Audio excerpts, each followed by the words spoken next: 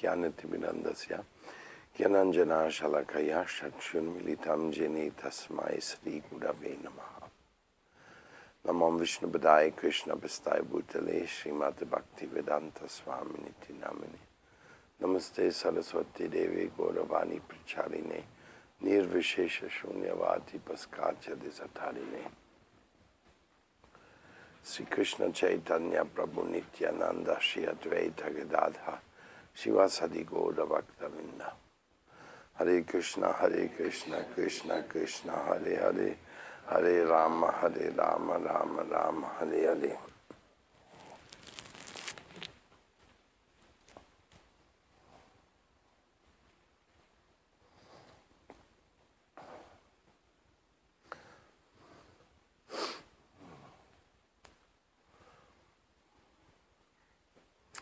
I offer my most humble obeisances to my spiritual teachers, for and foremost to Srila A.C. Bhaktivedanta Swami Prabhupada. Don't worry, it's just water. Right? Good. Here's the water, Prabhu. Here's more water. I just didn't see. Oh, don't worry. I didn't see it there.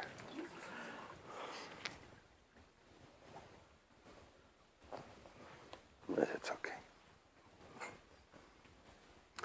So first and foremost to my spiritual master, Srila A.C. Bhaktivedanta Swami Prabhupada.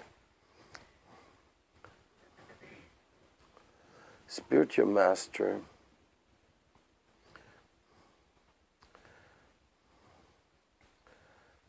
is the sum and substance of life, very highly appreciated in Indian culture, very misunderstood in Western culture. You could see the position of spiritual master according to Bhagavad Gita. It is so extraordinary, beautiful. And just surcharges your life with the deepest of meaning and connection. And also calls upon you very straight and directly, calls upon you to become a spiritual master. What does it mean to become a spiritual master? Just this morning I had a long discussion about socialism with a high member of the government of Venezuela. And we definitely came to the conclusion. Socialism means anything which is truly just to all. Only that could claim the title socialism, if it is so meant to be. Unfortunately, socialism, communism was born in the European minds, and there aren't Brahmins.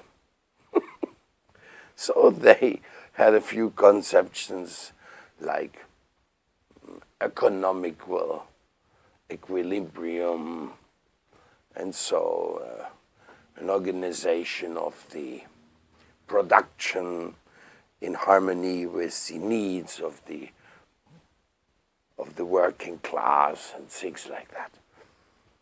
They didn't really have an idea of real social justice. How could they? They just came out of the European nightmare of the darkest of the times the planet ever has seen. They came out of the tamaguna, means the modes of darkness, mood, where all you do is kill others to get your way.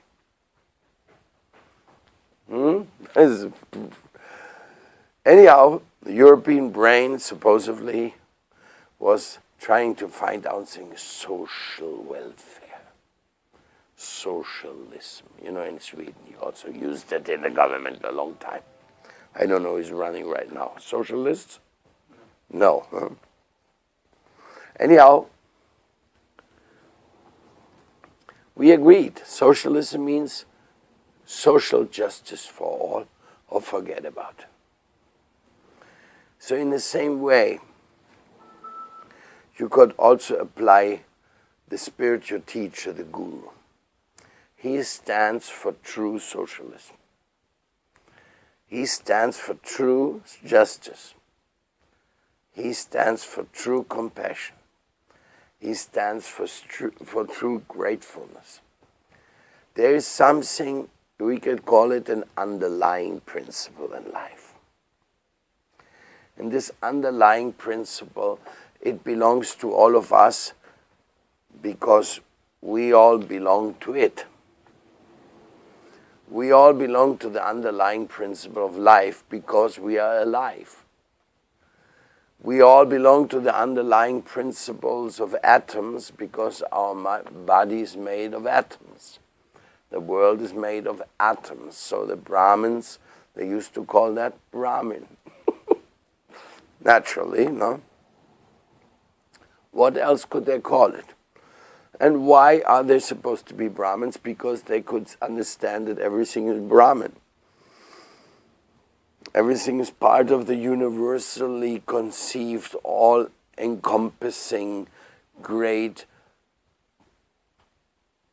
divine energy, which is life itself and its origin. So, what you call that? The truth you can call only truth. It doesn't matter what language you use. If you call the truth a lie, it's meaningless. And if you call a lie a truth, it's also meaningless. The only applicable terminology for truth is truth. And the only applicable terminology for teacher is one who teaches the truth. So if we are talking about teachers and truth, we are actually talking about the universal principle. And you are supposed to shape up and harmonize with that universal principle. That is what education is all about. That's why you need a guru.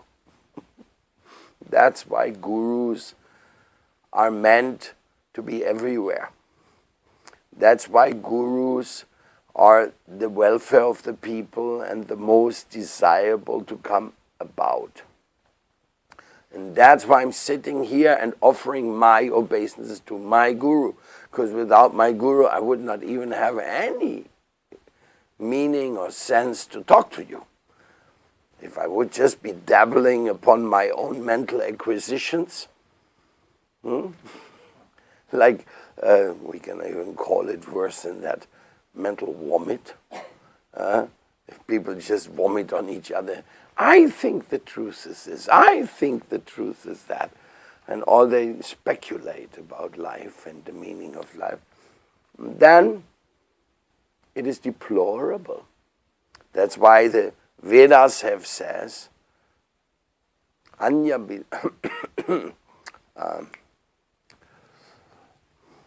second verse of Srimad Bhagavatam says, it starts with that the Brahmins reject every type of untruth. Anything which is not connected to the truth, as a matter of fact, on principle, they reject it. They can deal with it, they can defeat it, but they reject it. They reject the lies, they reject the untruths. Why? Because they want the truth. We all want the truth, we all need the truth. And then we have all these secularists who vomit into the world that there is no truth.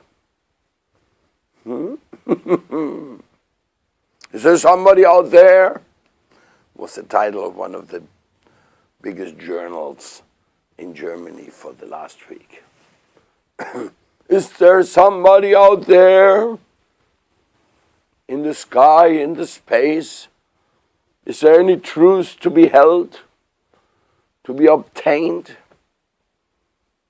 Well, I can tell you something which is out there. It's that answer which we all get when we deeply go into our own heart. Let's try it. Close your eyes. Now ask yourself, deep inside, don't think about the educators, don't think about what people told you or what people practice or don't practice. Just in your own heart, ask yourself, is love wonderful? Would you like to love everybody? And would you like to be loved? 3 simple questions. If the answer to that is yes, then you can open your eyes again.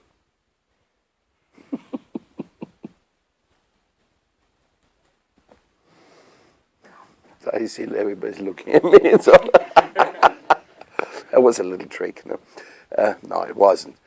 It just means there is something which we all long for. We feel it, we sense it, we want it. We are supposed to represent it. And that is divine. You can call that God already. That there's something which manifests within each and every one of us, which is pushing us forward, pushing us to the light. Gu is darkness, and Ru is pull you out from the darkness.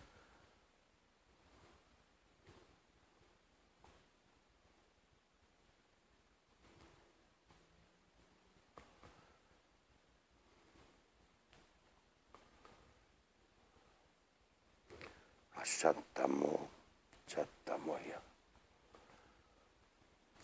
Take me out from the darkness, take me to the light.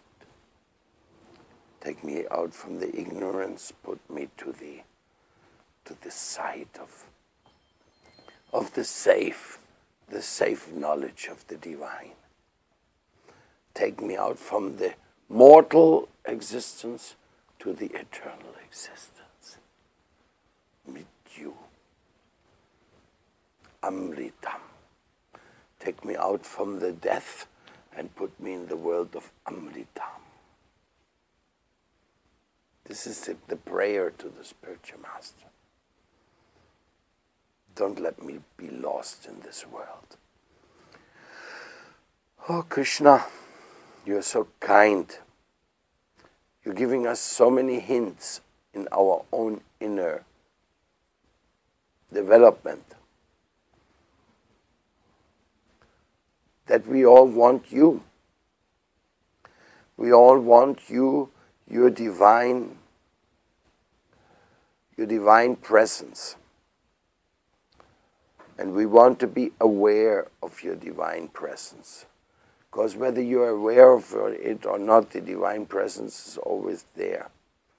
The divine presence is very noticeable. If you want to make if you have any doubt about the divine presence, I can give you another proof.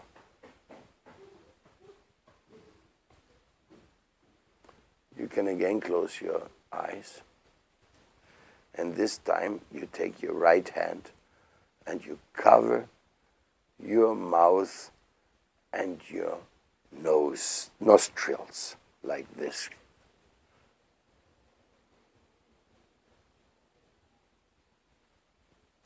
See how long you can do that. When you can't do it anymore, then you are longing for the divine presence. And that's the divine presence of Prananath, the Lord of Air. Oh, yes, I'm happy you're with me, my Lord. No life without you. no, without breathing, without oxygen. And that's called, he's the Lord of life air, the Prananat. So, we can feel your divine presence again and again and again. Because in your divine presence, you're giving us a chance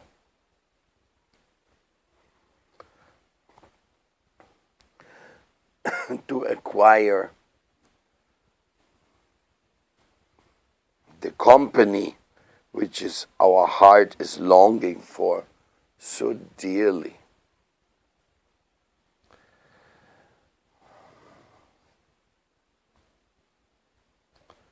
The Vedas, they're unconditional books of divine knowledge. When I say unconditional, you know what that means? They say from the very beginning that every truth is Veda. So you're not having one book and say, this is Veda and nothing else. That's not what the Veda says. The Veda says whatever is truth is Veda. That's why there are so many commentators. As a matter of fact, listen to this one, it's a very interesting one.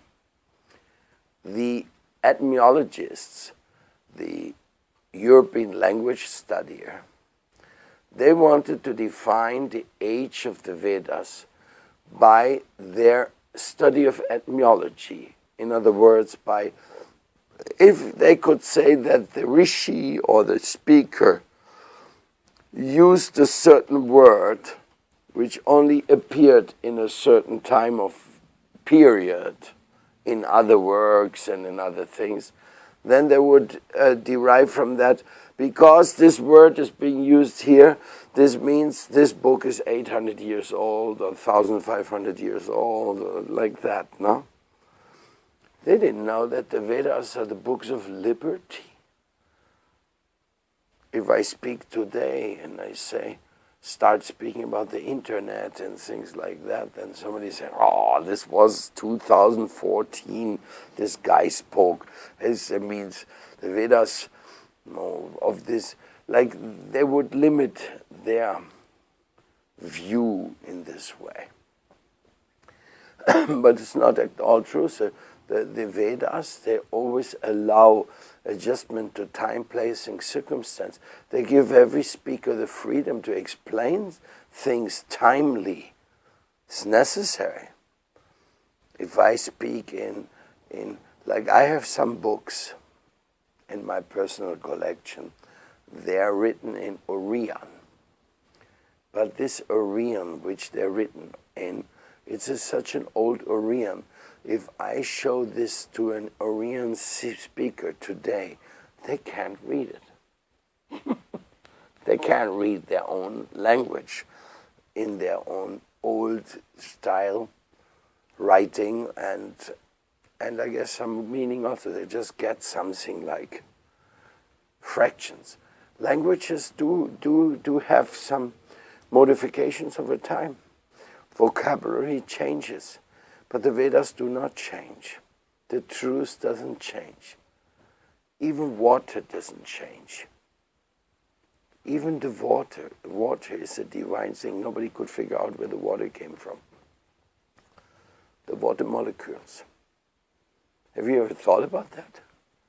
Where did the water come from? Is it a chemical product of ingredients available here in this earth? No. There was no oxygen. There was a fireball only. Supposed to be, no? By modern thinking. So there was a fireball. Okay, the fireball gets pretty hot, right? It's very hot, no? So why in the world water gets there? And water, what you speak of water now, here this water phenomena is much more than just a little phenomena. We're talking about a phenomena that fills oceans and oceans and oceans and trillions of Olympic-sized swimming pools, you know. I mean, Really, really, really. And then, not only that, the water also fills all the living bodies. Every living species which runs around here has water all over his body, sometimes as much as 90%. That's pretty far out, Mrs. and Mr. Water. So where did your water come from? Have any idea? What the science says about water? What do they say? How did we get water in this world? They're so great in challenging belief. They cannot even explain where the water came from. It's just amazing. And water is divine. Water, just like I showed you how the breathing, how the life air is also divine. So the water is such a simple combination, but in the simplest of its form, it has the most unique life-sustaining secrets in it. For example, water is the only substance which, as it gets colder,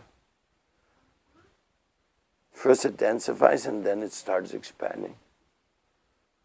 So much that water, have you ever carried a big chunk of ice? It's heavy, no? But when you put it in the water, it swims. Try the same thing with a big rock. It just goes on bloop down. How in the world a big heavy ice rock swims? What's the secret of that one? It expands, becomes lighter than the water itself, which is the only substance of this world which does that. And if water would not float in the ice form, then there would be no life under the ocean and there would be no life anywhere. It's sustained. So water comes in three different forms simultaneously. In the liquid, in the gas, and in the solid form. Simultaneously. So, what does our science say about where the water came from? I mean, when they look at other planets, they always have the question, is there any water? And they can't find any water anywhere. So where the water is coming from, my dear? Now they have one theory, that when the meteorites go through the strategic atmosphere at high speed, there's some ice crystals forming on it. So they thought, wow, that's how the water got in here. The meteorites, they brought in the liquid here, the secret of life. But absolutely not the slightest gist of an idea. You know how many people, scientists, are getting big salaries for speculating on creation and everything, you know. They don't know where the water came from. No idea. Isn't it? Have you a gist? Has anybody talked to you in school about water, where it came from? They're talking about all kinds of things. That's why the Vedas say this is mental vomit. When they just speculate about the origin of life and they have no gist of it. The magic of this creation. Look at the magic of the creation of what the Hubble telescope is sending into us. Now finally they said, yes, we have just one small universe amongst many, many, many, many universes. So we just, according to science, we just expanded the space chapter to another infinite dimension. Before it was the infinite dimension of one universe, now it's the infinite dimension of infinite amount of universe. Adjust to it, my friend, just adjust to it. It's just a little bit space adjustment here. But where are you in all this? You're still my small little brother and sister. And the Brahmins, they've always maintained in the most auspicious of all situations. And you know what that is? To be humble. If you're not humble, then better don't talk at all. So what is the humble position? Trina tapi sunichena tarorapi sahishnuna amanina manadina kirtaniyat sadahari. So dharma prochita kaita vatra means I reject all untruths and I remain myself very humble in front of the truth. What is the truth? Well, the truth is the truth. Who speaks the truth, who serves the truth is truth, and that is truth. And you should be with the truth. And it's not word jugglery, it's the real meaning of life's acquisition and its highest mental capacity. Trinata pi sunichina. What does it say? Consider yourself more insignificant than a straw in a street. What is so good about a straw in a street? A straw in a street never gives opposition to anybody. But we are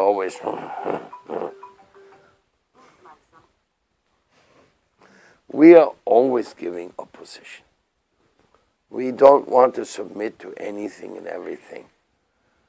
We are very defiant cases. It's pretty funny so, but still we are defiant cases.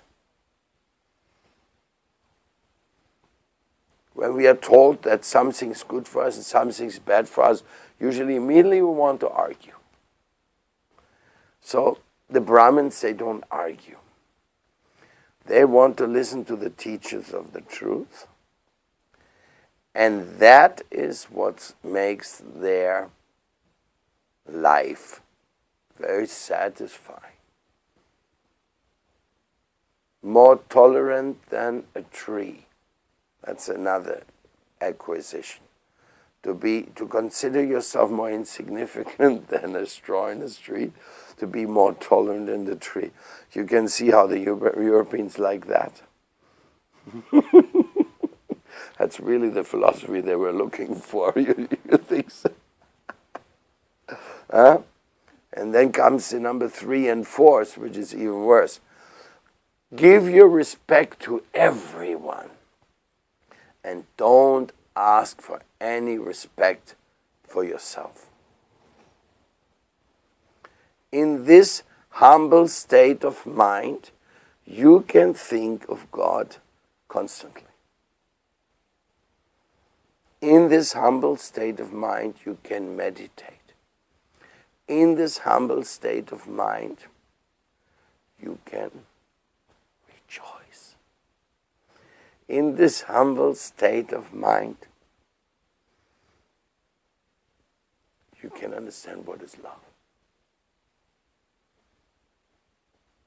Love, so a different additional subject here I'm introducing, prem, love. That is the science of applied and appropriately managed freedom with a good dose of spirituality. Otherwise, no question of love. A materialist, so to speak, he don't know how to love. As the materialists prove very quickly that they're not very capable of loving because they are always on each other's case, even to the degree of killing each other. And materialists haven't made the place very pleasant. And please watch it carefully. Spirituality combined with injustice can never be spirituality. That is a hoax. But our young people today, don't want to speak about the young people, even the elder people, they all think that the reason why God is not very interesting or not very substantial is by what people have done in the name of God, which is absolutely unholy. What has been done in the name of God is probably more unholy than what people have done without the name of God. So then, of course, you say, oh my God, what to do with these unholy people in the name of God? So this is the number one, first and foremost, this discrimination. We have to understand that whoever does something unjust in the name of God, that is not what spirituality was all about. Talking about natural spirituality, the spirituality which is in everyone's heart, where everybody feels that he wants to love and he wants to be loved, and don't do to others what you don't want them to do to you, or do to others what you want them to do to you. Be straight, be part of the solution. So many things we have heard over the life, over lives. So that's what the Guru stands for. He's teaching that and nothing else. Any Guru is teaching anything else, forget about it. Don't bother with it. He's teaching a hoax.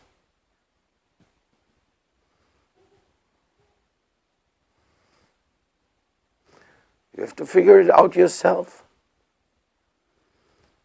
If a Guru says he has a secret for sexual pleasures, he's a hoax.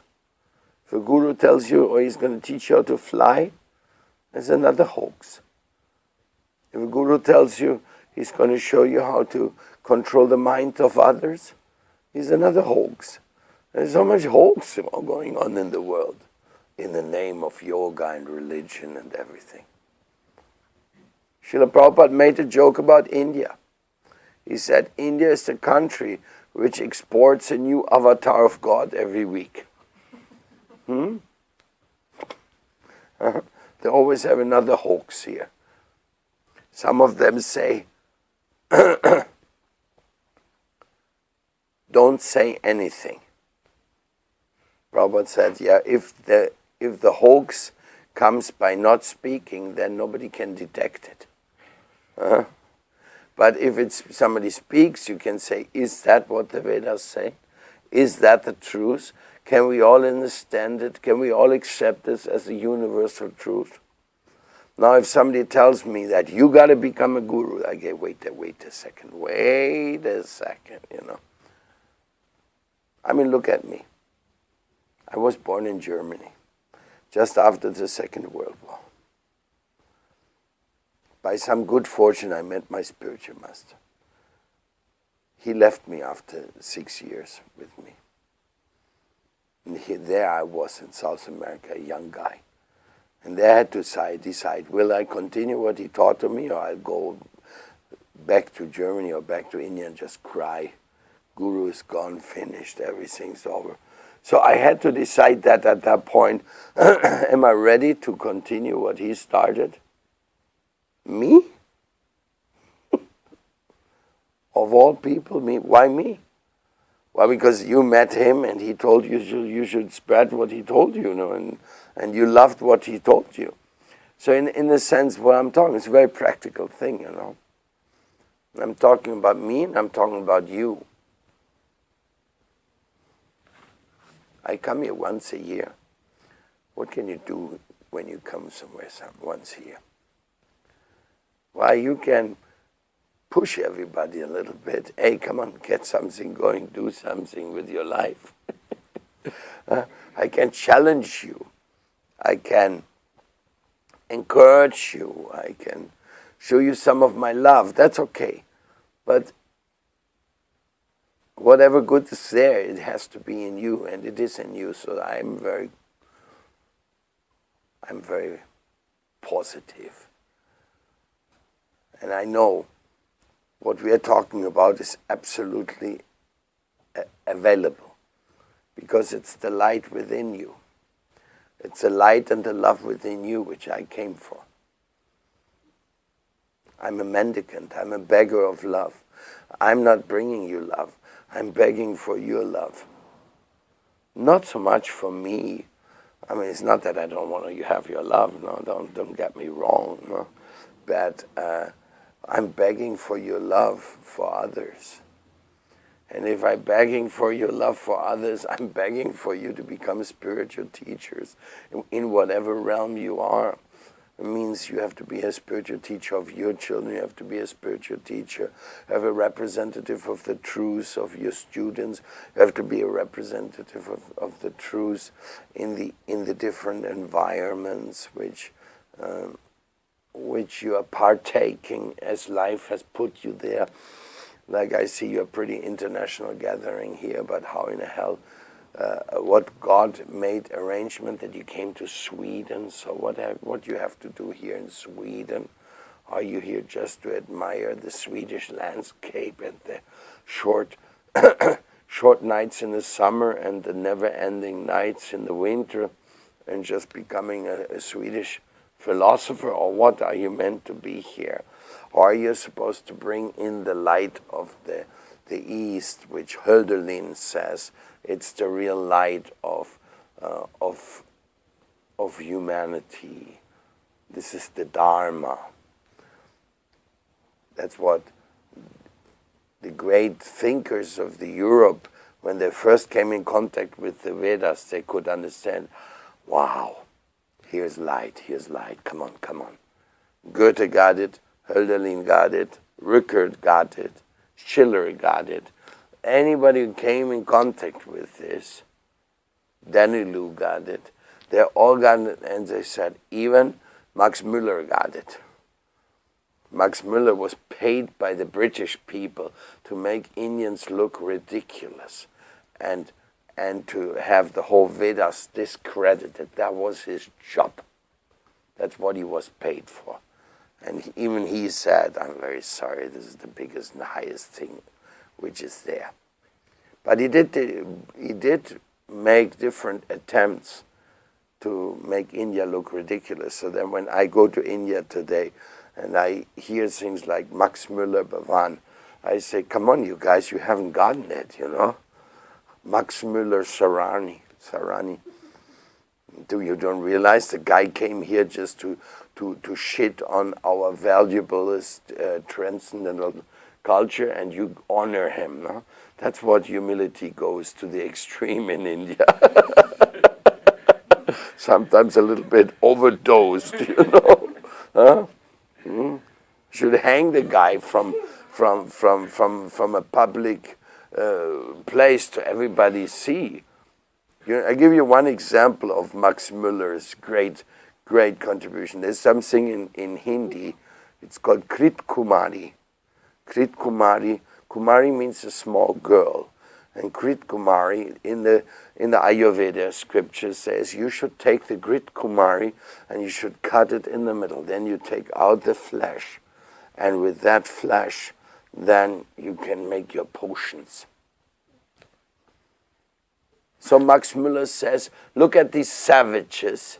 They took little girls and cut them open and used them for making potions.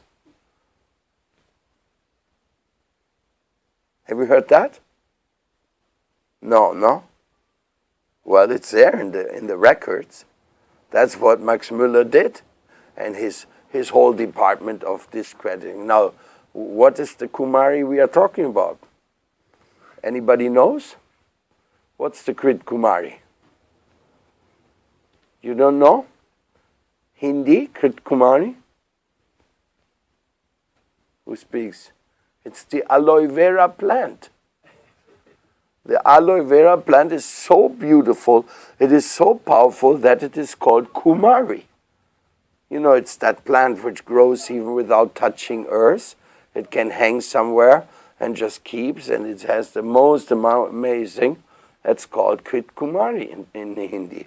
And it's used in Ayurveda all the time. So the Krit Kumari was kind of Max Müller he spread out to the world that old sages in India would cut a little girl to make potions. Then what do people think around the world? They say, oh, these savages from India, good luck we brought Jesus there. Huh? Huh? Now they have some culture that can learn how to love and respect.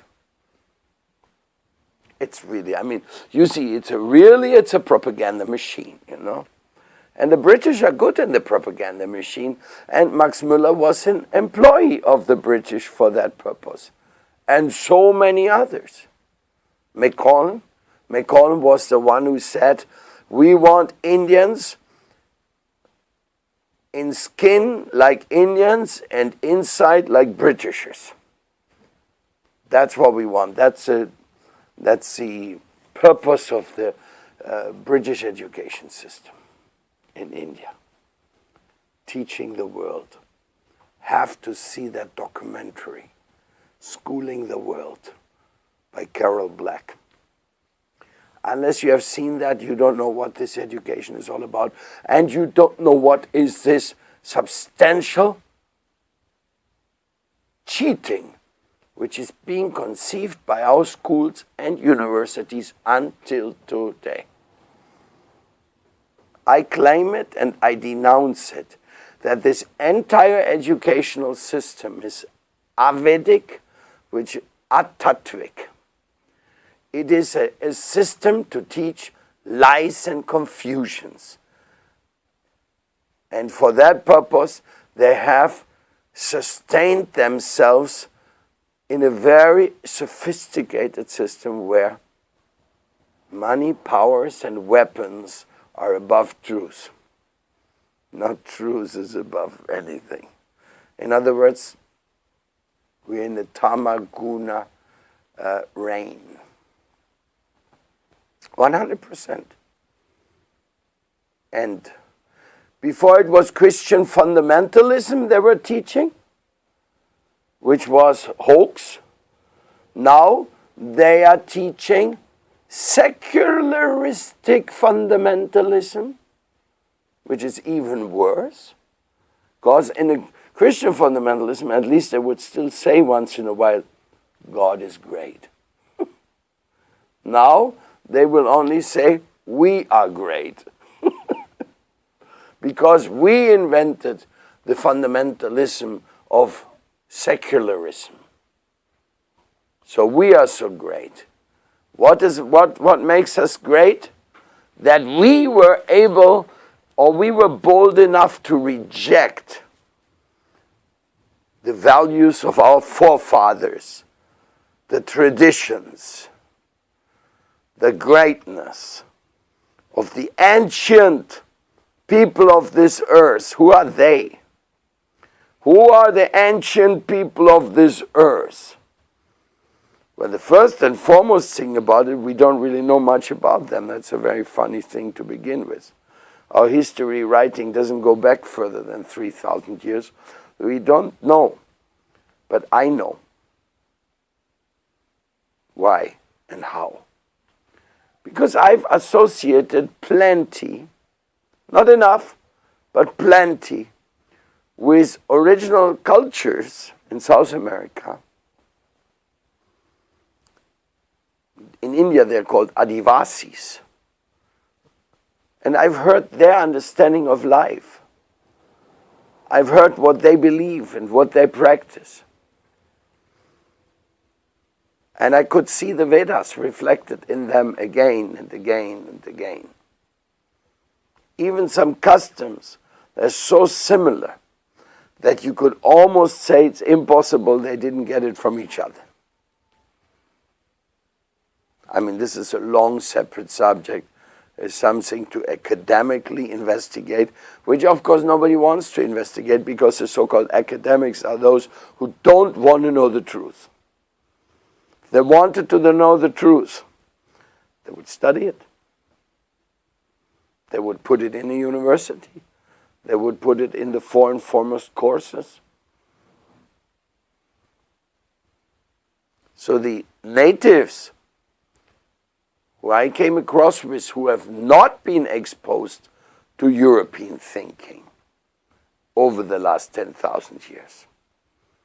But they're just coming out and speaking on themselves, by themselves, what they feel, what's going on. You get very, very spiritual messages. You have to understand that every single previous culture of some kind or another were very spiritual people on this planet. So we are now the modern folks, and we managed to kick out the spirituality from our conception. There was a discussion I had this morning, saying we need a spiritual socialism. If socialism is of the European ways, where there's no conception of the spirituality, and you just want to create social justice in this way, you're going to get another China. Or whatever is there. It's hard to generalize anything, but you get another place where people are just living for eating. They live to eat, and they're not eating to live.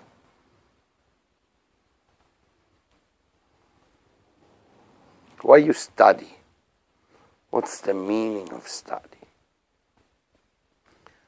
Just so that you get a little money from the government so you can pay your rent and buy your food? That's why you study? Many people study in Europe these days just by that, because the government has some social funds. Then you get you overcome your college years by getting some support, but you don't really care for what you're studying. Are you living to study, or are you studying to live? Think about it carefully. If you study to live, then you're studying to live eternally. That means you must have spiritual studies. I was telling this gentleman in the morning, he said, how did you start with this? I said, very simple. I was a searcher for justice in an unjust world. So I had to go to a higher platform. I had to find out who's speaking about justice beyond this world. Very simple. It's not much to me. Simply that I was searching for justice. I was crying. I was 15, 16 years old, and I was crying by the ideas that while I'm alive, Americans are dropping napalm on Vietnamese villages, burning children and women. I was crying. I say, I cannot tolerate this. I don't want to be part of this. So I was looking for justice, but I saw that there was no justice. There was no justice in the political systems. It was just like, and there was not, nor there is. So I said, I have to find another world. I have to find something where justice is available. So if you study to live, then you better study to live about eternal life, because if you study just the life of which is dwindling, you study your dwindling body's history, you can tell the photo story of life. Let's say you take a photo every 10 days of your face. And then when you're reaching around 60, you go through the line. And you say, that was the study of a dwindling life. But is that what you were really wanting to know? You don't have to take all these pictures. Just look at your grandma. And you immediately see what you're going to look like. That's all to it. And if you want to get it more extreme, then go to the morgue and look what they look there, what they look like when they're just about to be dug under the ground or burned in India. That's the story to it. The story of matter. Like somebody on the internet made the story of stuff. Maybe you saw that, a very, very good thing to look at. About consumer society. So we should make another one like this. The story of matter. What's the story of matter?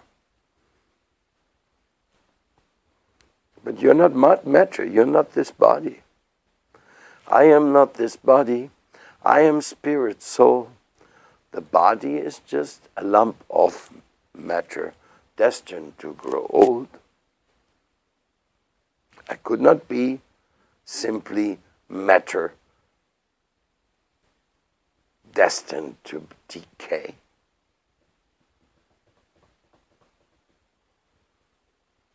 So, I am something very high and elevated.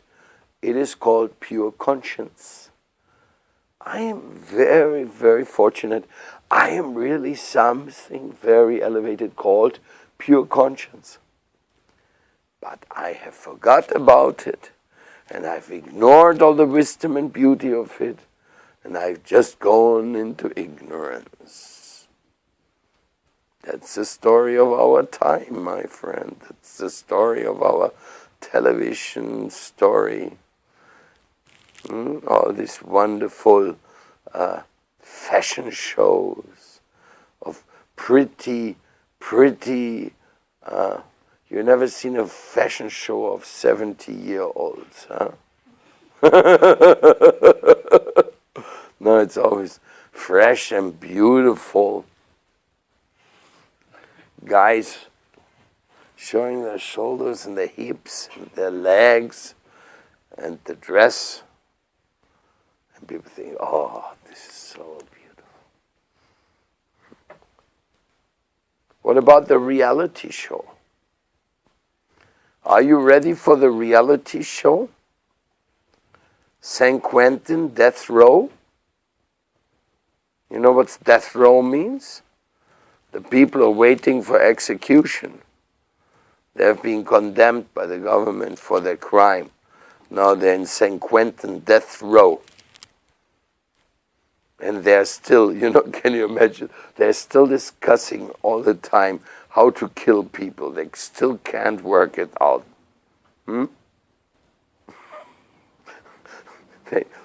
They're injecting some lethal poisons. They put them in the electric chair. Then the chair doesn't work. And they're having so many scandals there in the execution department,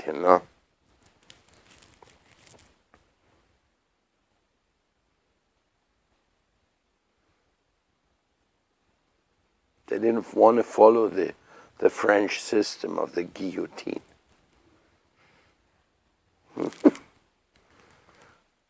Horrible, no? But what's going on? That's reality show. You just want to live in a grand illusion, or you want to see reality of what's going on around you? So, real study must be about divine reality, otherwise it's another hoax. And that's what Tattva is all about. Om Tat Sat, Sat Chit Ananda. What the Vedas announce about education. Satyam, Shivam, Sundaram. Come on, study is not to study death rows and not to study the fact that we all die. That we knew from the very beginning if you read the Bhagavad Gita.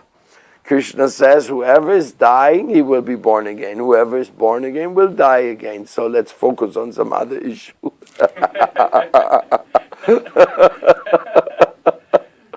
So what do you want to focus on? Bahunimi vyatitani janmani tavacharjuna. I know all this from all the lives behind, but you don't. You forgot it. Oh, I'm so foolish, I forgot it? Yeah, you forgot it. You have to work it out now. What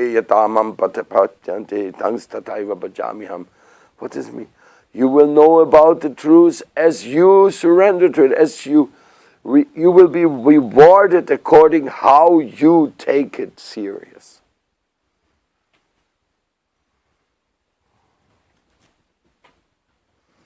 So this is the duty of the teacher.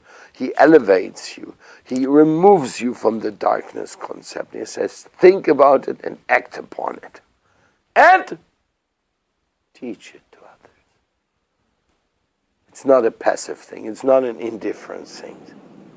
It's not that I come here and just say, hi, so nice, okay, I hope you liked what I say, bye-bye. No, if you want me to be part of your life, then I have to be able to know how you're growing, how you're advancing. Are you giving this to others or not? Are you living up to the mark or not? Let's bless each other with the great spiritual masters' disciplines. They give us so high disciplines. You know, we all like the word disciple, but we don't like the word discipline. Huh? Funny. But the word disciple comes from discipline. Without discipline, there ain't no disciple. And you can also sadhana. Sadhana is a very sacred word, sadhana. Of sat, sadhana. Those who follow the principles of truthfulness in their life. Sadhu sangha sa. That's how it all starts. Saregama padanisa. It's all to the light. It's all to the truth. It's all to the commitment. Satguru, Sadhu Sangha, Shanto. The truth is Akshara. It's coming from the Akara. It's all, the divine presence is there in the Vedic teachings, everywhere you look. And my spiritual master, he was so eager. He was so eager that we will live up to the standards. My spiritual master, he wanted us all to become spiritual masters, and so did Chaitanya Mahaprabhu. So I wasn't ready to become a spiritual master at all. But I could not tell my guru that I will not try. I could not tell him, now your mission is finished, because your student, myself, is such a fool. He didn't live up to your standards. He is not capable of doing. And then I heard the sound of my guru behind me say, I told you years ago, all you have to do is repeat it and don't change it. Yes. Have you heard it? Yeah, I heard it. Have you read it? Yes, I read it. You have the books? Yeah, I have the books. So how to do? Well, just give to others what you got. Don't make a big story of it. If you haven't realized much, well, maybe others may realize, or maybe you realize. Also, those who really realized, they think they don't realize, so another story. But be there where you have to be. We have this famous book, Be Here Now. So be here now, be with you, be with your realization where you are and do what you have to do. We need you, we need you. Just like we started something recently in South America called the University of Ancient Wisdom. It's a very lovely work.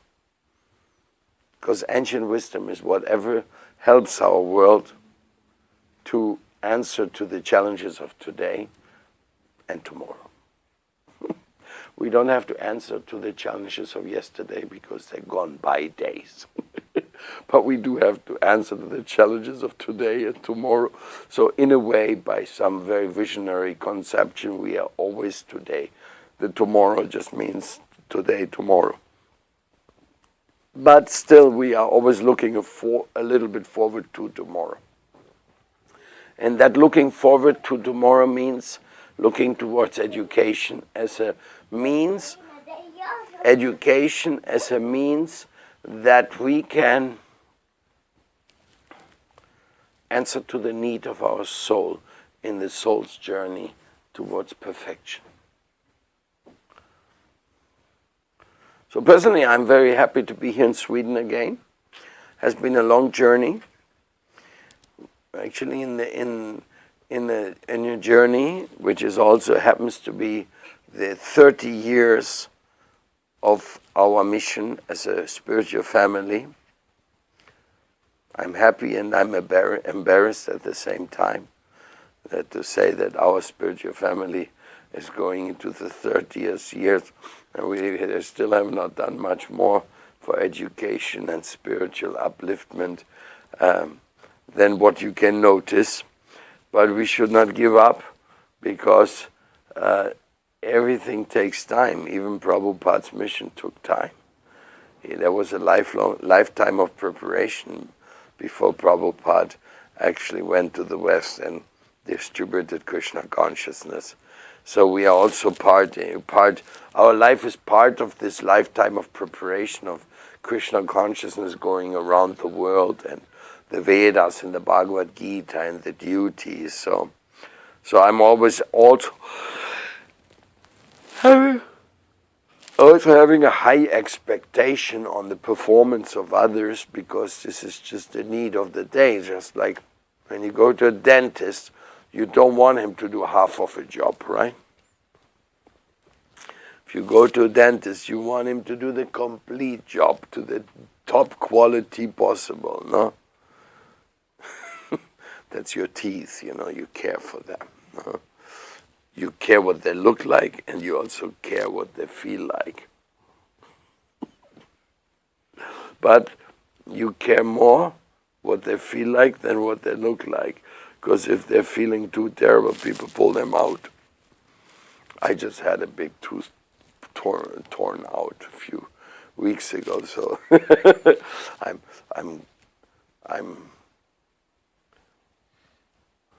acquainted with the thought. So we don't want anybody to be a mediocre guy. We want everybody to give the best thing he can give. What to speak of the guru. But there's one thing about the whole thing which we don't know. And that we are all in God's control. And our consciousness is in God's control. And especially when I sit down here and talk, I'm talking you on behalf of my teacher. So what I'm talking about, what I'm transmitting to you, this is supposed to be the message of God. It's not mine, because really, I wouldn't dare even to think what message I have to say for you. Still, I fulfill my duty to speak Harikatha. Harikatha is very, very auspicious. So I offer my obeisance to my Guru. I open my mouth. I speak to you. I watch you, how you react. Are you falling asleep? Are you interested? Are you getting something from it? And of course, then comes the final part is your questions. Now I challenged you so much, now you can challenge me. You can squeeze something out of this guy. Is there anything more he has to give? Is there something we should verify, or where do we want to go deeper into it? Because last not least, it's divine Harikatha. It is a continuous transaction. It's not once a week, no. Nashtaprayeshu abadishu nityam bhagavata sevaya. It is a permanently manifested exchange with the divine, where you listen and then you speak.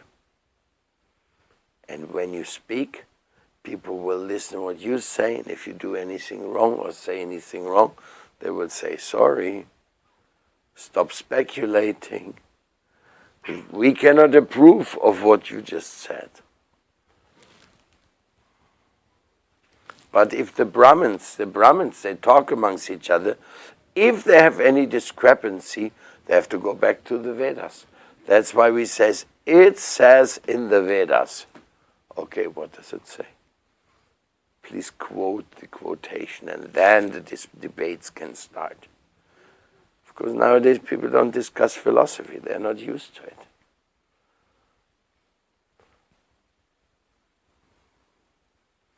They are discussing about Christian Dior handbags. And horses, race horses. And which party won the election. Oh, and then they start talking about football. Oh.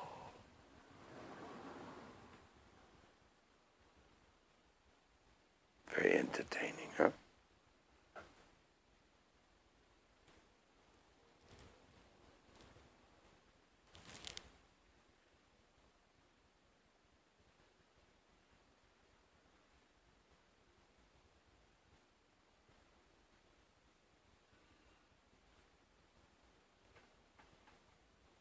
Any questions?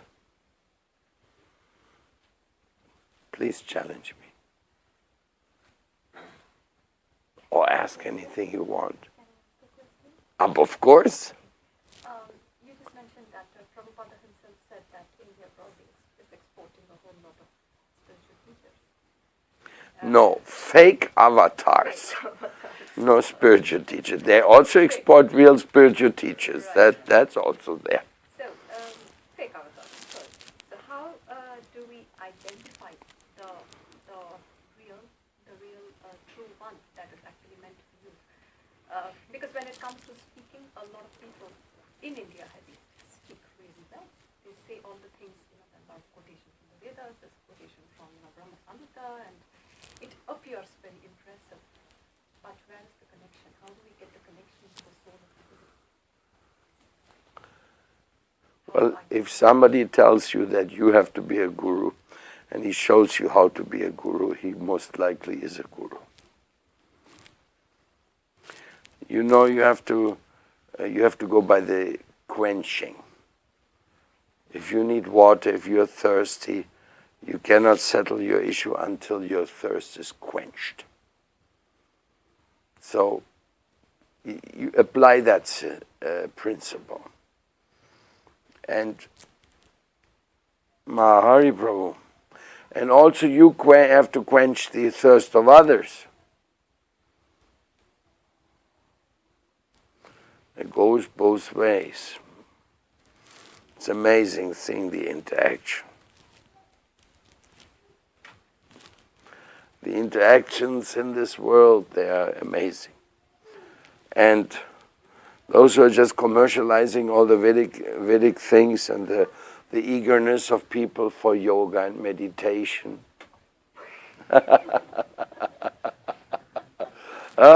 Who just want to make a business out of that. Well, usually they're just making a show of the whole thing. And it's pretty noticeable.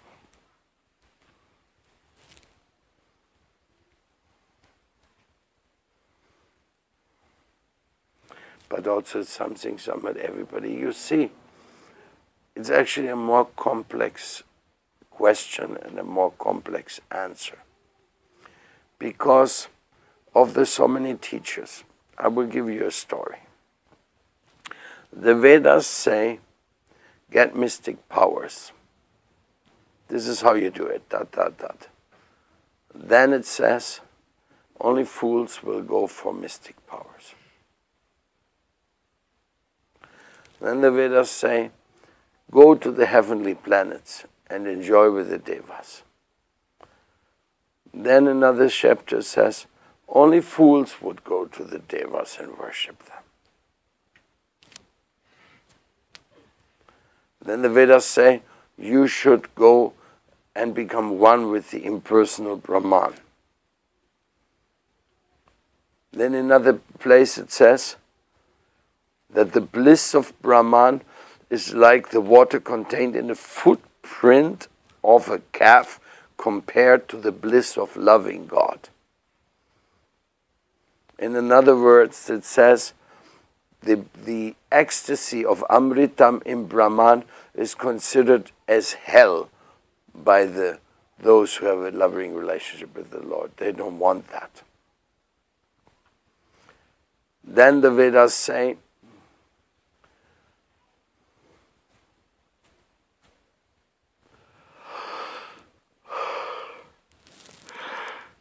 you should worship the Lord with awe and reverence, awe and reverence, Aishwarya. Then somewhere else says, the Lord is not attracted to those worshipping with awe and reverence. So the Vedas, they do that again and again with you. They tell you one thing, and then they say, no, it's not it. So in a way, they're testing us. So many of the yogis and those who come and teach something, they're also indirectly testing us. God is testing us. Do we want the real thing, or we just want Vikram yoga, hot yoga?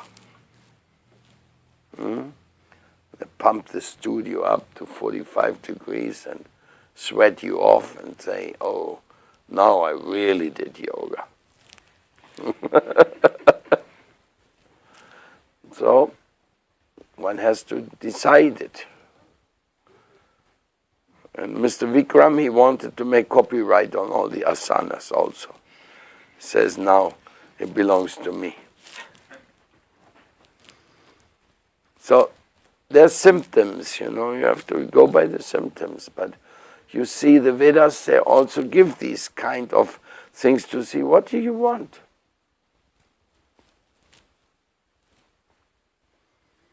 Do you want to worship Krishna in the universal form? The Virata Rupa? Or you want to worship Krishna as a little baby in Mother Yashoda's lap?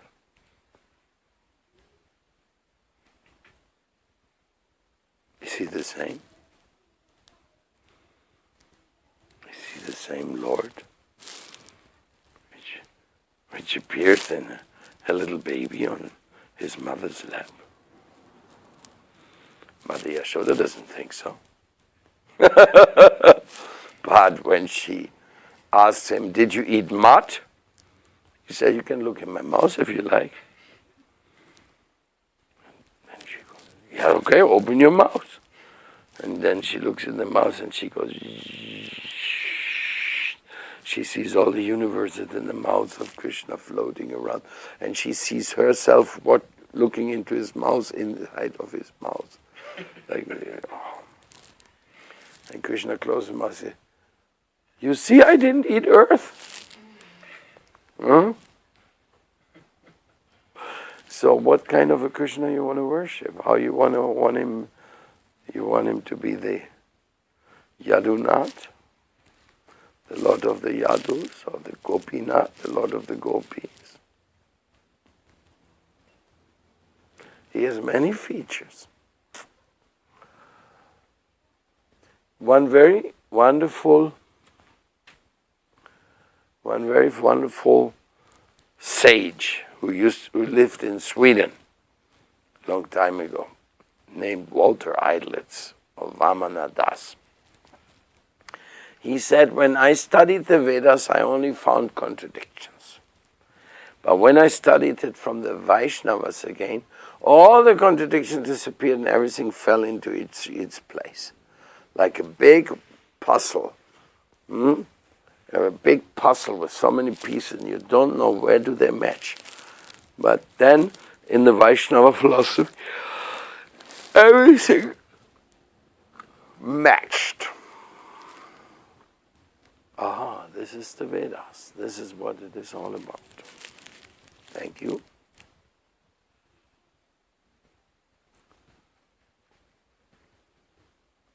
Next question.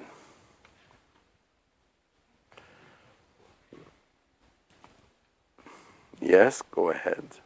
Prabhupada is no more. Can he still influence our spiritual progress? And if that is so, could it be directly or would it be through a life guru? How does that work? Well, the Guru Parampara is a tradition which is initiation school, which is called Sampradaya. And this must go on. But there's many things more to say to it. To not be superficial and not to be just focused on certain formalities. In the spiritual teacher line, there's two types of acharyas, predecessor. One is called the Pancharatrik Guru and one is called the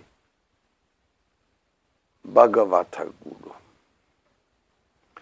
The Pancharatrik Guru, he teaches everything as the lineage does, but he does it from a position of practitioner himself. And the Bhagavata Parampara Guru is the one who's bringing the self-realized inner content to its fullest degree, and he's teaching that so others may become Pancharatrik Gurus and teach it to others. A Pancharatrik Guru at some point may turn into a Bhagavat Parampara Guru. That is not denied, that possibility, but you would say that our eagerness for the company and the guidance of Prabhupada is topmost, even though he has already gone back to Krishna. His invitation to go to Krishna as well is still valid. And just because he's not there with us, if we follow his call, he will also protect us. But we will also have the protection of the Pancharatrik Guru, and we will take initiation from a Pancharatrik Guru if the Bhagavata Parampara Guru is not alive anymore. So this is how the tradition works. And if it would not be so, you see, it's also, a guru is not only somebody where sound goes through him to others, spreading around in divine sound. It's also going where our service goes up. In other words, under the guidance of the Guru, we are making our temple, we make our satsang hall, we make our prasadam distribution. Whatever we do in divine service, it will always be sanctioned and protected by the Guru. Otherwise, it will be a mess. Sometimes it's even a mess with the Guru, because some selfish interest may come up or something like this. But it's not supposed to. That's the job of the Guru, to make sure that the service department is well aligned and well organized and without any personal interests. Go ahead.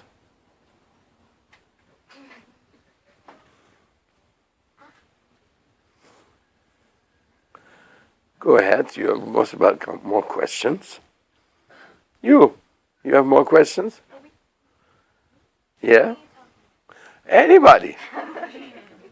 There's a question. Yeah, Maharaj, you were just mentioning that to practice your life spiritually perfectly in a very serious way, you need to be humble, you need to give love to people. But in this material life where there's a lot of cutthroat competition, people trying to stab you, how can you be humble, tolerant, good, and give love? In the world of love and service for God, you will not be stabbed in your back.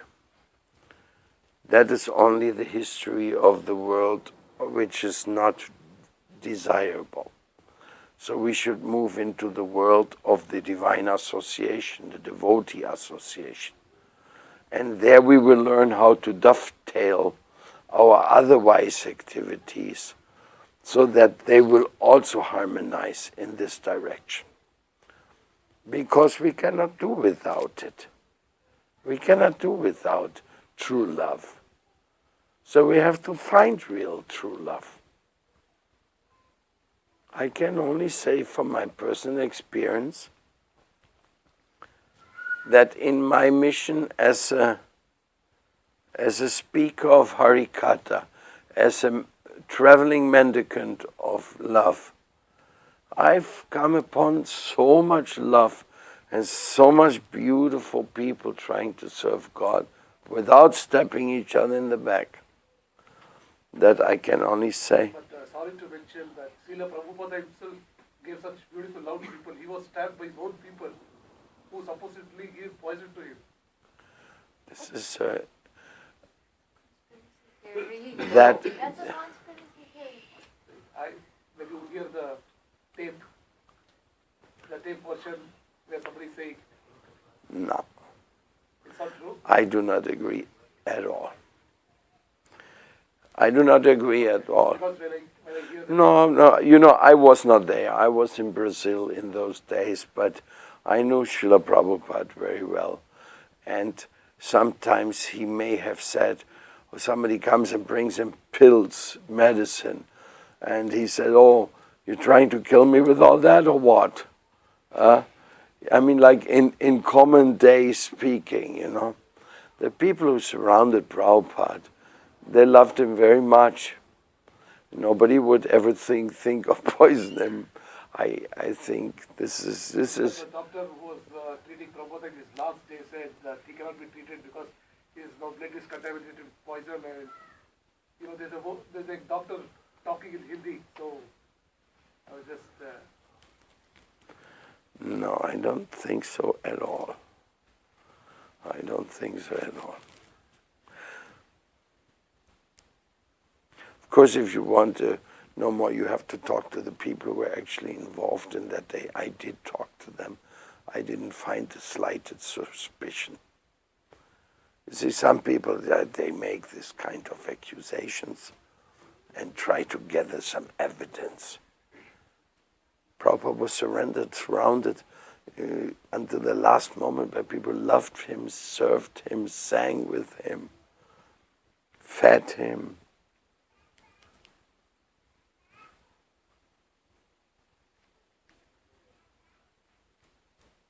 You said if you have Krishna's support, you can't get backstabbed by anybody. That's the Prahlad Maharaj conclusion. You see, it's interesting that you mentioned that, because when I first heard about the poisoning conspiracy theory, when I first heard about it, immediately Prahlad Maharaj came to my mind. And his father actually mixed the poison personally, and it's right in the scriptures that he did it. And he personally fed it to Prahlad. And Prahlad offered the food to Krishna, and no poison could touch him. So his father got mad. Why can I not kill you? What's happening here? So this is exactly what came to my mind. Nobody could have poisoned my spiritual master, even if they wanted to. But I do not believe that anybody wanted to or did that. There's really something, some strong interpretation of some whispering voices and things like that.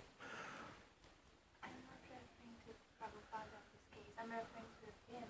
My dad, myself, he's been praying for 16 years, but he's gotten backstabbed by people he loves most. He's your dad. Yeah. Okay. Unfortunately. Unfortunately. Because he doesn't chant even one round of Krishna consciousness. So I'm unfortunate. I could not change her consciousness to chant. I'm dumbfolded. I see such a wonderful father and such a wonderful daughter. I cannot believe it that what you're saying is just.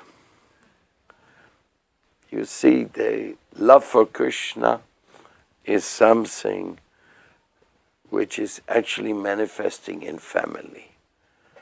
And only by God's grace can we have a child and a parent who are loving God and trying to love God. So now about your backstabbing experience. I don't know who stepped your back. I must say in my own life, sometimes I was put in awkward situations but they were always ending up to give me some favor me, to put me into a better position when a difficult situation came in my life. And we have a saying in South America which says, there's nothing bad which doesn't come for a good reason. So maybe we can discover that higher meaning, why we are feeling uncomfortable at some level, at somewhere.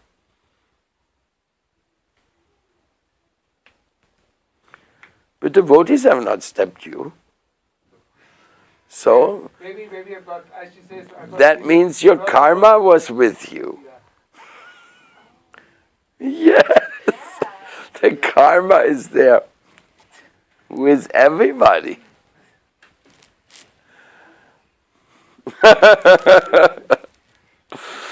Oh, Krishna, now it's getting really hot today, really interesting, And that's what question and answers are really meant to be, to go beyond just some formality and intellectual curiosity, but to actually go to where it touches us, where we actually become concerned. Right, Gopinath? There's yours. Maharaj, I have a question. Yes. Is it true that if you do not follow the instructions of a spiritual master, once you're accepted a particular spiritual master or a guru, then anything that you do out of the accepted mode, actually the negatives of it has to be borne by the guru? It actually affects the guru. Is that true? Oh my God. You having a lot of good questions here today. By the way, I have a question. Are you her mother? Yes.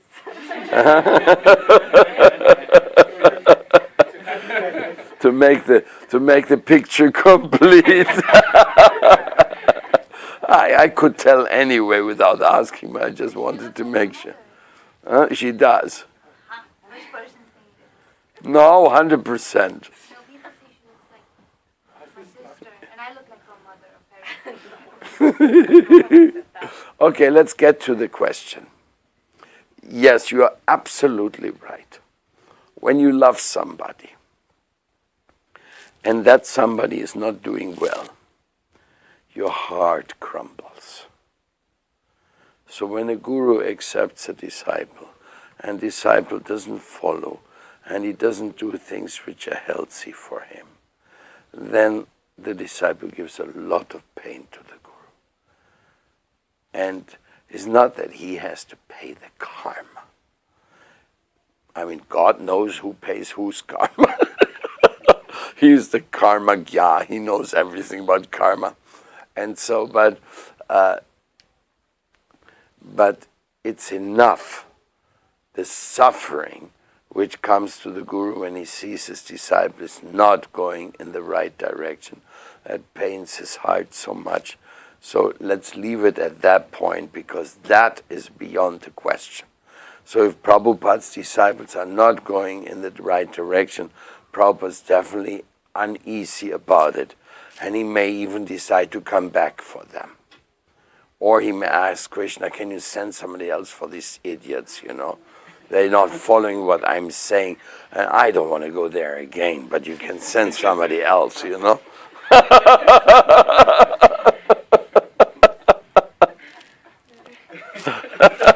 But that's between Krishna and Prabhupada, and nobody else will know. Yes, my dear. Once, it was about 30 years ago, I was executing the will of God, sincerely did so, and I was severely stabbed in my back. I was ill for years. Do you have some explanation to that? You were stabbed in the back while you were trying to serve God sincerely. Yes. Well, I must say one thing. I cannot make a commentary on it because I don't know the exact nitty-gritty details, both in reality of manifesting as well as in the coming up to that situation. What's the history of you in this part, in this specific regard? I just can judge it, I can just comment to it from the very face, my inner face, and even a little bit more than that, from knowing you to how much I do know you. And I think that some or other your mystical path has been and is still protected. And to have a mystical path which is protected is worth 1 billion times more than any little suffering we may have had experienced along the way. Maybe those bitter experiences which you are referring to, which I don't know exactly what they were, maybe they were just meant to happen for you to learn something. Try to reflect upon it that way. I have tried to do so, but that experience caused me so much confusion that I'm still confused about it today. About what is right and wrong and the right path and so on and so on. So I will study some of the scriptures. Then I would say such a situation requires an actual deep personal counseling. Then I would say such a situation would require a deep and personal counseling. So I did, of course, but I couldn't find a way out of this. You could counsel with me. Yes, later. That's what I'm saying. That's what I'm saying. This is a personal, it's too personal for an audience. I know. So, back later.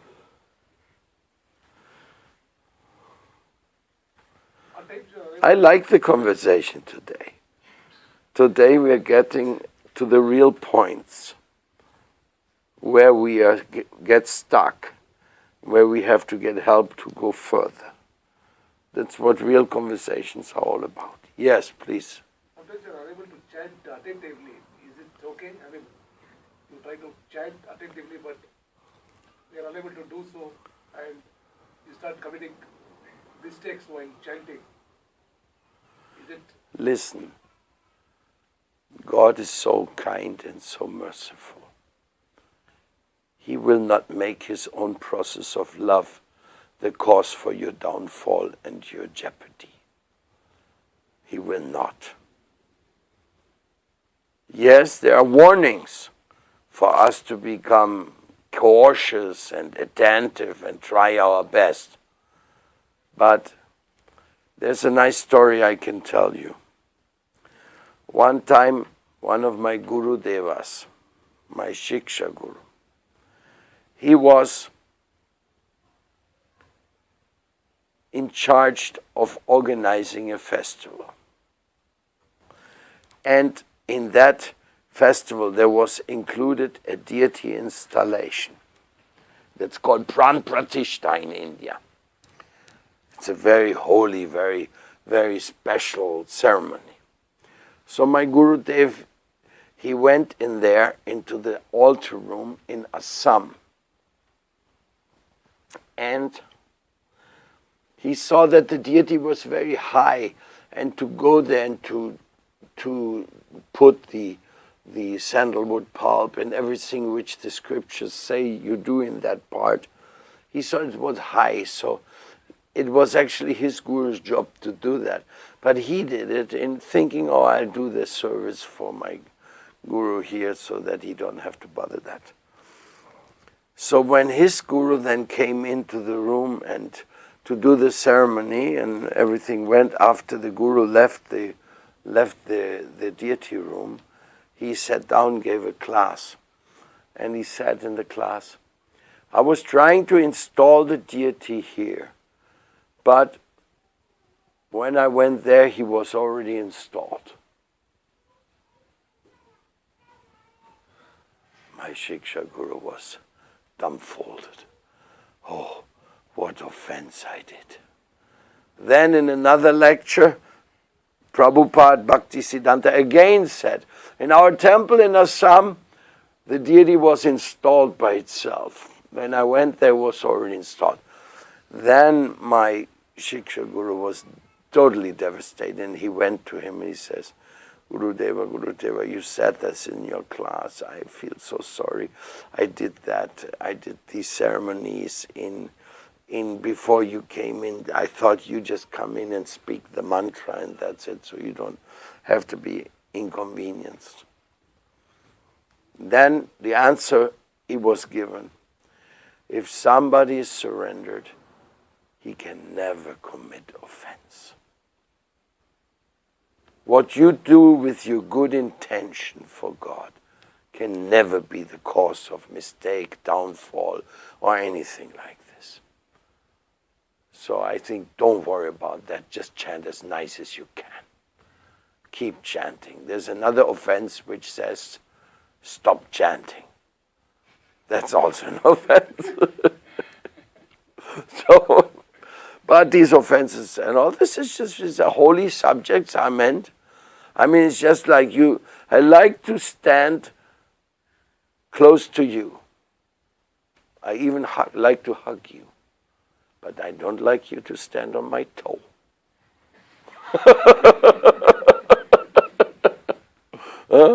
So, I mean, needless to say, but if you stand on my toe, I will say something. So the Lord says, do this, do that, and the devotee says, but just don't stand on his toes. If you worship, like you worship the Lord in the deity form, this is such a sweet thing, no? But then there's 64 recommendations how to do it nicely and what not to do, no? Like, the scriptures say such things, such simple things, but like not to yell in front of the deity. You're not supposed to yell and scream at anybody in front of the deity. It's an apparat. So if you have a deity at home in your family, you can never yell at your family anymore.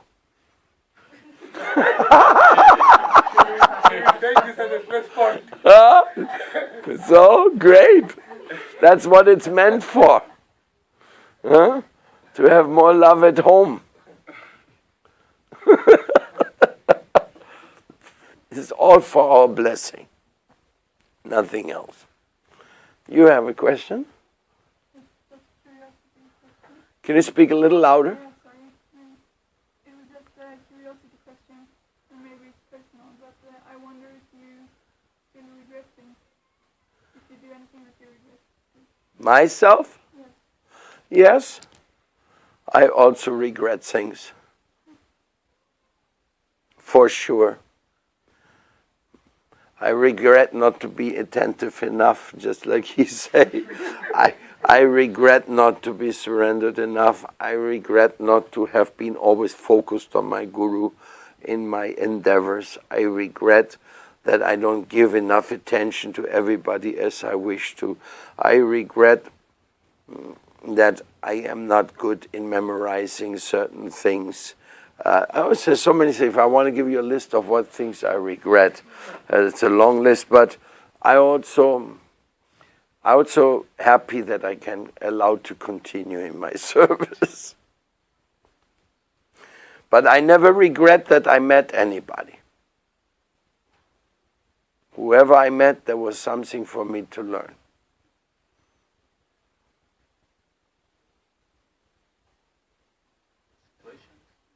Hmm?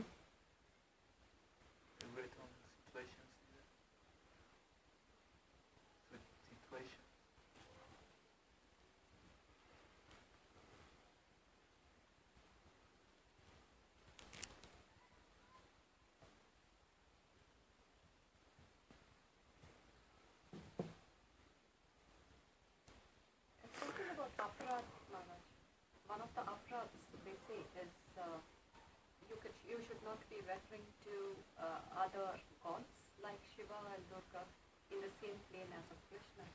And coming from India, I find that very strange. Any reflections you have on that? Yes, absolutely. Brahma bole chaturmukhe, Krishna Krishna Hare Hare, Mahadeva Panchamukhe, Rama Rama Hare Hare.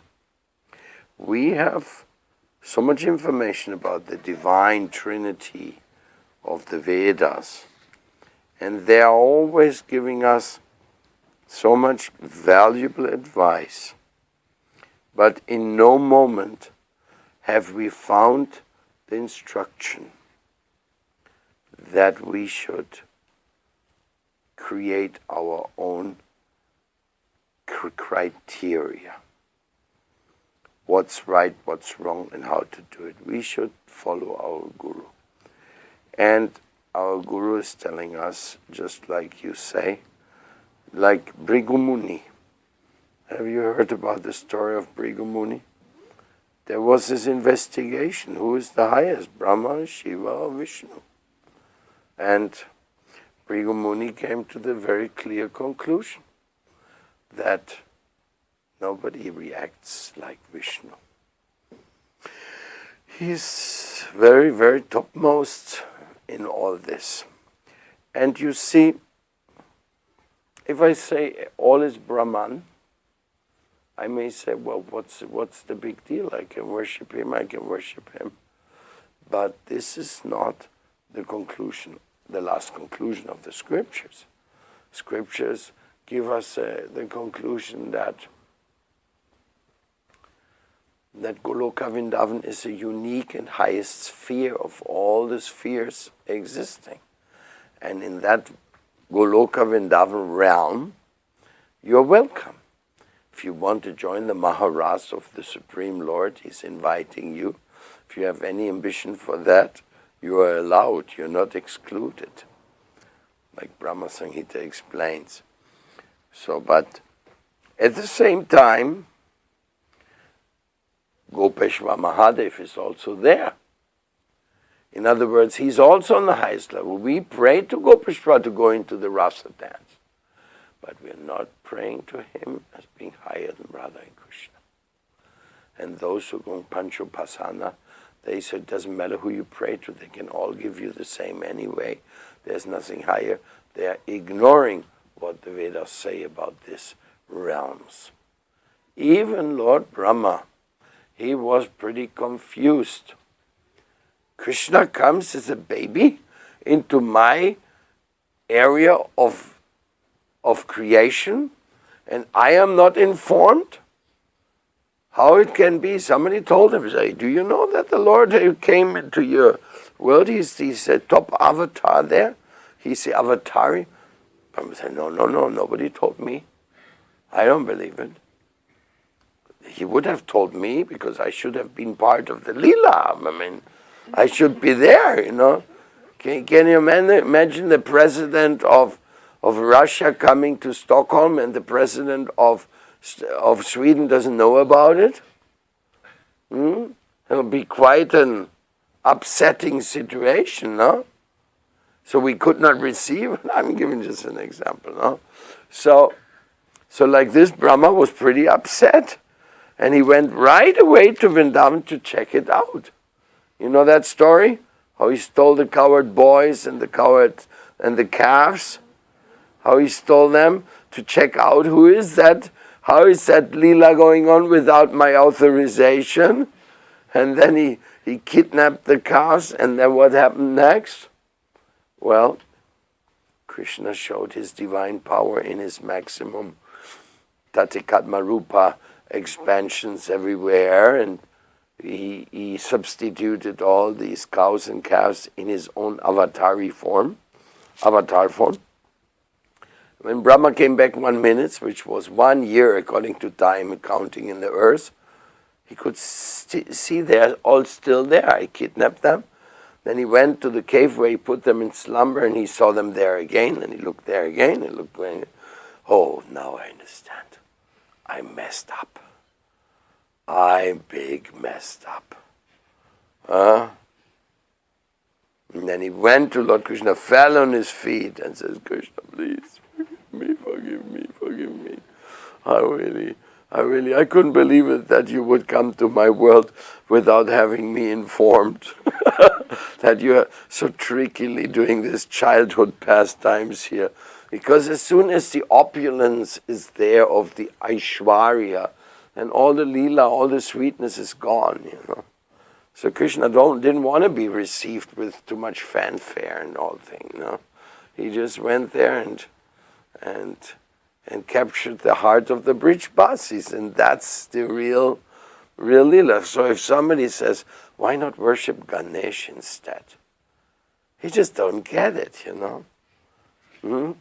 You worship Ganesh to overcome obstacles in every business in all over India. You see Lakshmi and Ganesh, and many don't even have Krishna or Rama there. They're just thinking karma kanda, Veda, Hindu business connection. And then they say things, it doesn't matter, Shiva, Durga, Ganesh, it's the same thing as worshipping Krishna. And then we have this one philosopher, Yatapatatrapat. Have you heard that? No? That was one of the exported avatars.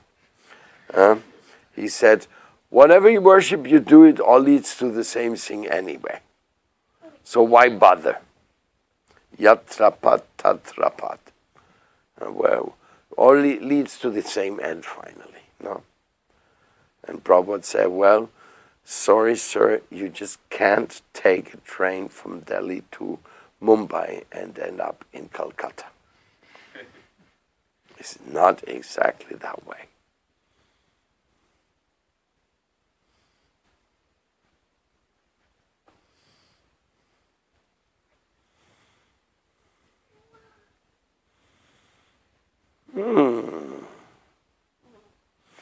Okay, are you okay with that answer? Then what's next question?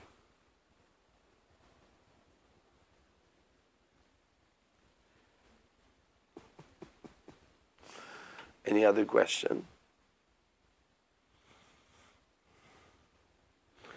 No more questions, and let's chant.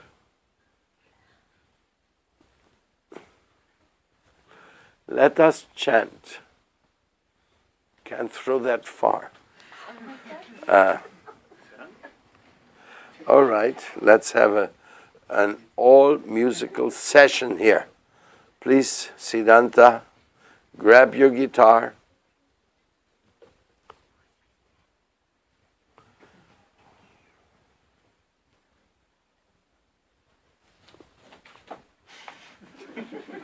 That's for Sevananda. Wow.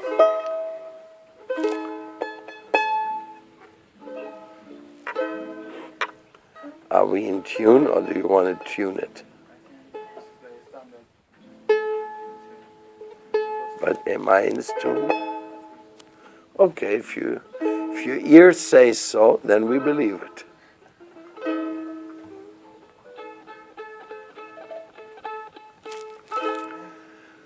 Govindam Atipurusham Amaham Bhajami. Govindam Adipurusham Ham Bhajami.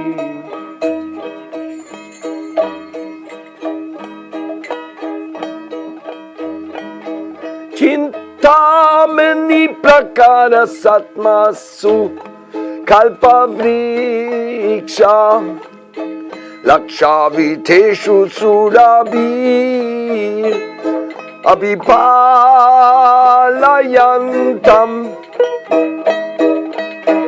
Lakshmi sahasra satta sambrahma sevyamanam Govindam Adipurusham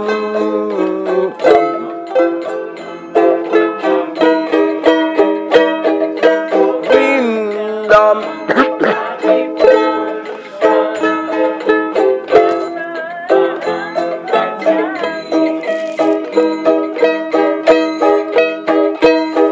Vinum Vanvantamaravinda Dalayadaksham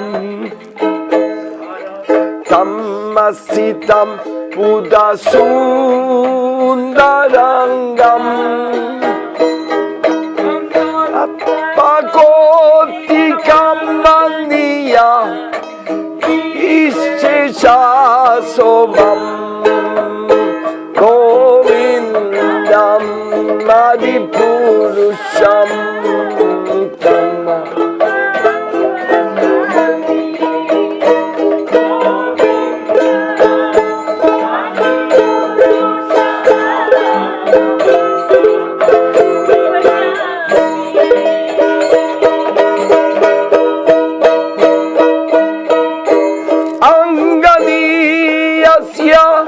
Sakalem diyavriti manti pashyanti panti yanti chiram janganti anandaksin maya sadhu valavigrasya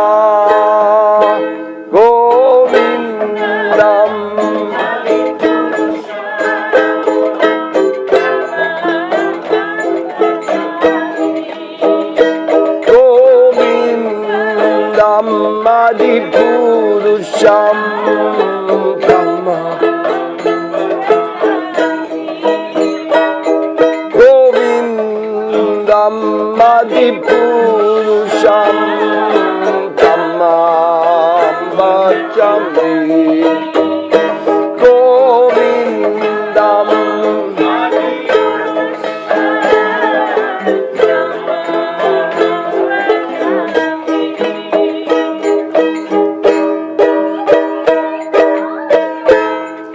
Primam jana churita bhakti vilochanena shanta sadaiva hridayeshu vilokayanti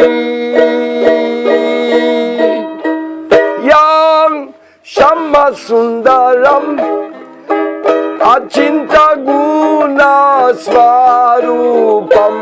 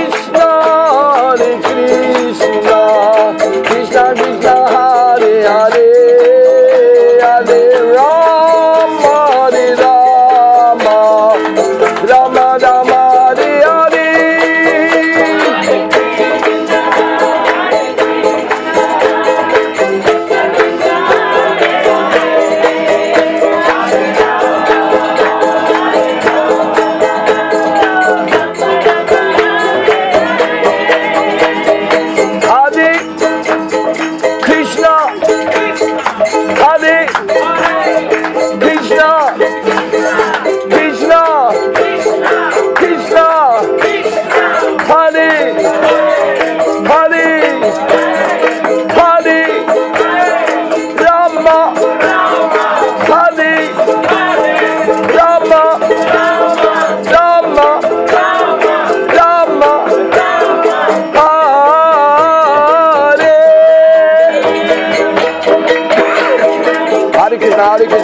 Hare, Hare, Hare, Rama, Hare, Rama, Rama, Rama, Hare. Hare Krishna, Krishna Krishna, Hare Hare, Hare Rama, Rama Rama, Hare Hare.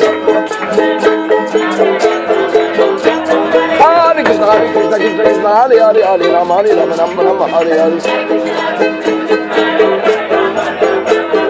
Hare Krishna, Krishna Krishna, Hare Hare, Hare Rama, Rama Rama, Hare Hare.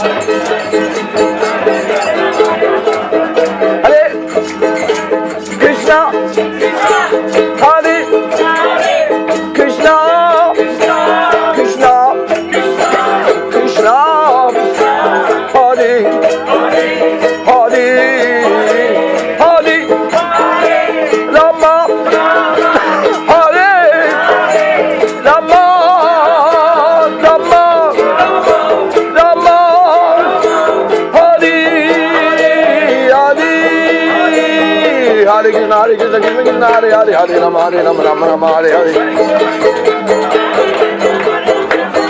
Hare Krishna, Krishna Krishna, Hare Hare, Hare Ram, Ram Ram, Hare Hare.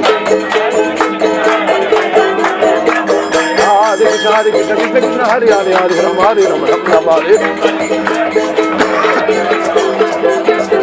Hare Krishna, Krishna Krishna, Hare Hare, Hare Rama, Rama Rama, Hare Hare. Hare Krishna, Krishna Krishna, Hare Hare, Hare Rama, Rama. Hare Krishna, Krishna Krishna, Hare Hare, Hare Rama, Rama Rama, Hare Hare.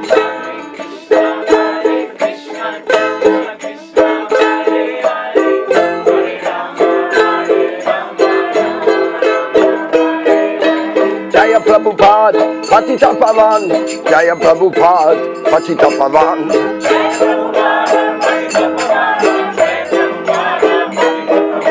Jaya Prabhupada, Patita Pavan, Jaya Prabhupada, Patita Pavan.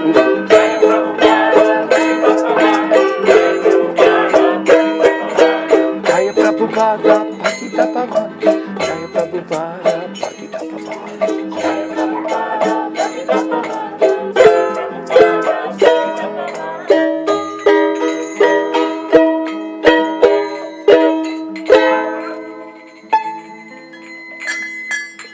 Jai Gopinath, Jaya Prabhupada, Patita Pavan.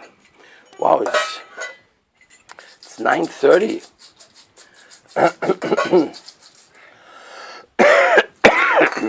What a day of a week are we today? Wednesday. So tomorrow you have to work?